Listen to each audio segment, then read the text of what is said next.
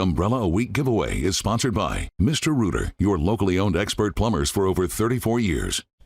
All right, I know we got some snow lovers out there. I don't know about a foot of snow here in Huntsville, but we may have some flurries tomorrow morning. We're keeping our fingers crossed. At least I am. I don't know that we could handle a foot of snow, so Absolutely I'm going to take flurries, I guess. Quarter of an inch of snow shut down the place for like 24 hours. I'm an Alabama girl, 2 years ago. flurries, and I'm like, oh my gosh, this is perfect. So yeah, a foot of snow would do it in for me. In addition to that foot of snow y'all talking about, is a real bad icing situation taking place in Kansas City and parts of Missouri.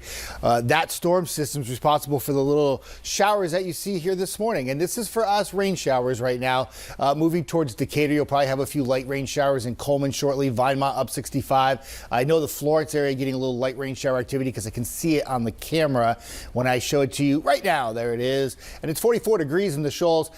Question mark this morning is if we were going to have some freezing rain or sleet mixing in. I think that's going to be very difficult with the temperatures in the low to mid 40s across the area. Maybe when some of this precipitation makes it to Jackson, DeKalb County, if you're still sitting in the mid to upper 30s, which you are right now, maybe a few little sleet pellets mixing in with the rain. But this is mainly a light rain shower activity moving across the Tennessee Valley here this morning. There's going to be this big window of just cloudiness after this moves out. As this warm front lifts to the north, there's that big ice storm in Missouri that I was talking about. And then the low pressure is way back here. So we're in the Tennessee Valley here. So once the warm front lifts north, there'll be this pocket of just clouds until the heavier rain comes in tonight on the back edge of the system. That will also be when you have your strongest winds, and the reason why we have a 48 first alert weather day for today.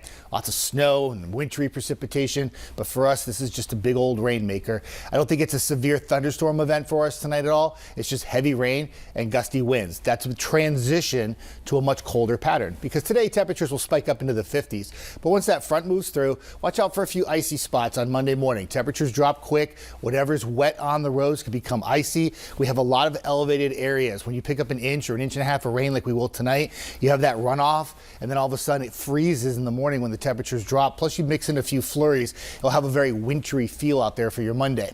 Cold Tuesday and Wednesday, temperatures in the 30s. Overnight lows around 20 degrees. We'll time it out for you hour by hour. There's those light showers I just talked about. Most of the area dealing with just these light showers through about 8 or 9 o'clock in the morning. A lot of you are going to just stay cloudy through the morning, and then throughout the midday, cloudy, temperatures spiking up to near 50 degrees. And then we turn our attention around 5 p.m. for that pocket of heavy rainfall that will start to move from west to east across the Tennessee Valley. That's also when your strongest winds of 35 to 40 miles an hour will be experienced. That rain will continue to the east, and as it moves to the east, Jackson and DeKalb County lasts by about midnight, and then once the rain crosses the Georgia state line, that colder air funnels on through. A few little flurries there you can see, but look at the temperatures at 7 a.m. We're in the mid to upper 20s west, low 30s east, and that's why there's a concern for a few icy spots in the morning. The good thing about the forecast is you see the winds northwesterly at 19.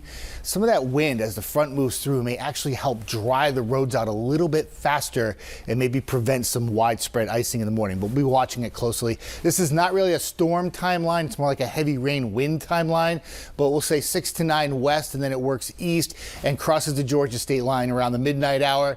We're also turning our attention not just for this storm, but towards the end of the week with the cold temperatures in place. There's another storm system for Friday. Right now trending more rain than snow, but stay tuned to updates as we get closer to that day.